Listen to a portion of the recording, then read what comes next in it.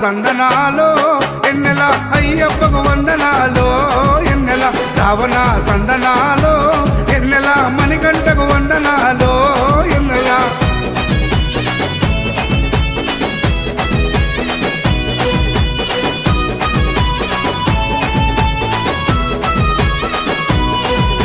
Shivakeshava తనయుడంట శిరులిచ్చే దేవుడంట